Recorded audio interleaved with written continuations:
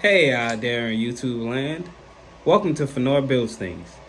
Today is going to be somewhat of a tutorial, sort of, of 3D printing and the software. Software is Cura, so there you go. As far as printing and throwing files into Cura, let's go ahead and turn to the screen here. All right, so we're gonna throw a file in Cura. Yeah, I have a plethora of items. So let's just throw something in that says full helmet. I'm not sure what the full helmet is, but oh, that's what it is. Okay, so if you can actually see what this helmet is, this is the white Power Ranger helmet. All right.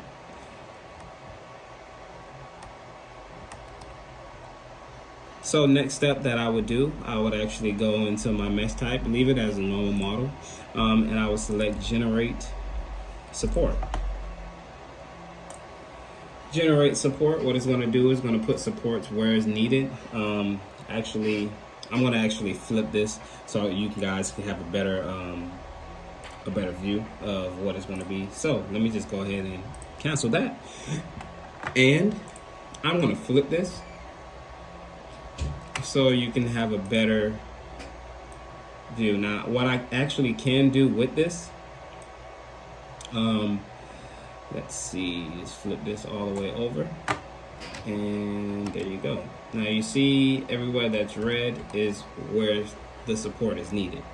So I already have generate support, which is down right here, and I'm going to slice it. Now while I'm slicing it, it's going to give me all the supports where it's needed. Right? So I'm actually already working on something right now, and that is actually the Pokeball. Right? So started this print yesterday. Right? Started this print yesterday, and as you can look on the bottom end, this is where the support was. So with this being the support, take that off, clean it up, and then it'll be nice and shiny. It's only half of the Pokeball due to the fact that I ran out of filament at the time, but I do have some, so don't worry, get ready. All right, so now we'll just look back at the screen real quick. All right, and it's done. So this print right here of this helmet is going to take 1 day and 57 minutes, right? So with me doing the preview, I hit preview, and what it's going to do is going to show me where all the support is, right? Now I have an SD card, and the SD card actually goes on into the printer so I can, get my files and everything like that.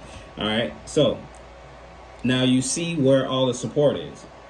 All right, so the best way to print a helmet, to my understanding, because I haven't done one yet, but seeing how I had this, I tried it without support, and there was just right here in the middle, and it shifted my plate. It shifted my plate, and my plate almost fell off the bed. I almost went on the floor. So it shifted my plate, and so I had to do supports. So when I did the support, this one actually held the structure, and it worked out better for me. So with me thinking, okay, well, if I make a helmet without support, then it's not going to stick, right? So I had to do it with support. Now, everywhere that you look on here, this is what the file is going to look like once it's all done. So whatever color that you do, it's going to work out. So this is a wearable helmet, right? So like I said, it's going to take an entire day just to do this, right?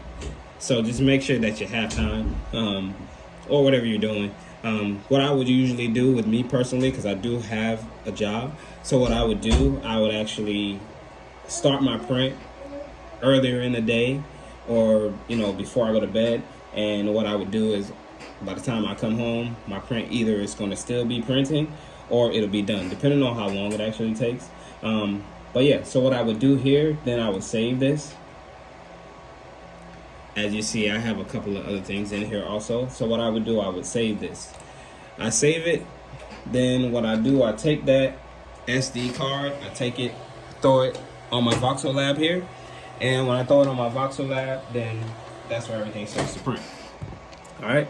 So bear with me. That was a slight tutorial of what actually that I'm actually doing and working on. I do have a lot more coming. So with that being said, stay tuned.